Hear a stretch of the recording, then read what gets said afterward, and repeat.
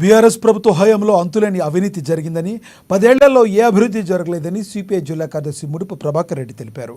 మాజీ మంత్రి కేటీఆర్ ఆదిలాబాద్ జిల్లా పర్యటన కేవలం ప్రజలను మభ్యపెట్టడానికి తప్ప మరొకటి కాదన్నారు. జిల్లా కేంద్రంలోని సిపిఐ కార్యాలయంలో బుధవారం ఏర్పాటు చేసిన మీడియా సమావేశంలో బీఆర్ఎస్ తీరుపై తీవ్రస్థాయిలో ధ్వజమెత్తారు. ప్రజలు 10 ఏళ్లు అధికారం కట్టబెడితే ఏం చేశారంటూ ప్రశ్నించారు. స్కీముల్లో స్కాములు తప్ప పెద్దగా మీరేమీ చేయలేదని దుయ్యబట్టారు. ఐటీ కంపెనీల పేరుతో బినామీ కంపెనీలు పెట్టి కోట్లాది రూపాయలు దోపిడీ చేశారని ఆరోపించారు. ప్రాజెక్టులో కుంభకోణాలకు పాల్పడ్డారన్నారు. ధనిక రాష్ట్రంగా ఉన్న తెలంగాణను అప్పుల పాలు చేసి వెళ్లారన్నారు. అవినీతి అక్రమాలకు కేర్ ఆఫ్ అడ్రస్గా మారారంటూ విమర్శించారు. ఇప్పుడేదో రైతులకు ప్రేమ ఉన్నట్టు రైతులకు అన్యాయం జరుగుతుందని గగ్గోలు పెడుతున్నారన్నారు. మొసలి కన్నీరు కార్చడానికి ఆయన వస్తున్నారని ఆయన ఎద్దేవా చేశారు.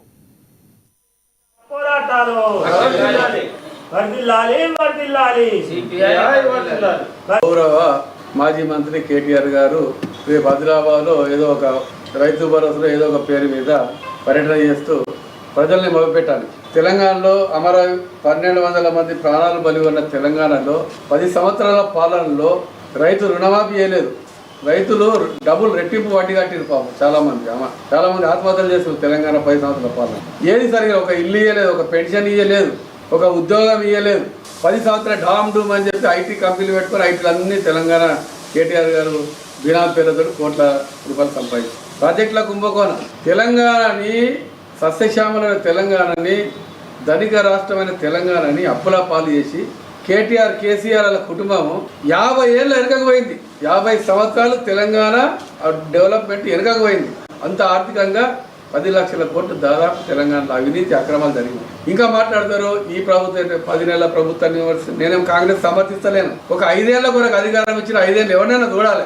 ఎవరైనా సరే ఒక 5 సంవత్సరాల పాలన ఇచ్చి ప్రజలు దాన్ని చూడాలి. ఆ తర్వాత నువ్వు 10 ఏళ్లలో ఏం చేయలేదు. 10 సంవత్సరాలు నిద్రపోయినావు. ఆ తోకలేని గుర్రం పళ్ళు తోమినావు, గుడ్డి గుర్రం పళ్ళు తోమినావా, కళ్ళు లేని గాడిద గుడ్డి గాడిదని ఏమన్నా పాలు పిండినావు. 10 ఏళ్ళు ఏం చేశారు? ఇప్పుడు రైతు భరోసా టీఆర్ఎస్ వాళ్ళంత అవినీతి ప్రపంచంలో ఎక్కడ చేయలేదు. ఛాలెంజ్ చేస్తున్నాం. మేమేమైనా తప్పులు చేసాం మమ్మల్ని ఎంక్వైరీ టీఆర్ఎస్ మీద సిబిఐ దర్యాప్తు తీసుకొని పెట్టుకోమని మేము పెట్టుకుంటాం. సిబిఐ పార్టీ ఎక్కడ అన్యాయం చేయలే వాళ్ళు చూడలేదు. ప్రజల కొరకు న్యాయం, ప్రజల కొరకు పోరాటం చేస్తున్నాం. టీఆర్ఎస్ వాళ్ళు కేసీఆర్ కుటుంబం సిబిఐకి దర్యాప్తు పెట్టుకోమని, ఇక్కడ లోకల్ నాయకులు కూడా పెట్టుకోమని, దమ్ముంటే మేము అవినీతి చేయలేదు సత్యపూదలమని ఒక దరఖాస్తు పెట్టుకుని ఎంక్వైరీ ఏమైనా వాళ్ళు మేము పెట్టుకుంటారు. సవాల్ చేయండి దమ్ముంటే టీఆర్ఎస్. ఏదైనా ప్రజలకు అన్యాయం చేశారు కాబట్టి టీఆర్ఎస్ ఖబర్దార్. కేటీఆర్కి ఆదిలాబాద్ ఇది అదేమంటారంటే ముసలి కన్నీరు గారిసింది ఎవడు కథమైంది. కథం నీ చాప్టర్ క్లోజ్. టీఆర్ఎస్ అనేది అడ్రస్ ఉంటుంది. అసలు తెలంగాణ బీఆర్ఎస్ పార్టీ కథం అవుతుంది. ఇక అడ్రస్ లేకుండా పోతుంది. కాబట్టి అది వెలిగే ఏమంటారు ఆరిపోయే దీపానికి వెలుగొక్క అన్నట్టు ఏదో టైంపాస్ చెప్తాలు చేస్తారు. కానీ ఇదంతా కథం. టీఆర్ఎస్ కథం, కేల కథం, దుకాన్ బంద్. ఇలా ప్రజల్ని రైతులను రెచ్చగొట్టి ఏ లాభం లేదు. నీ గురించి తెలుసుకున్నారు.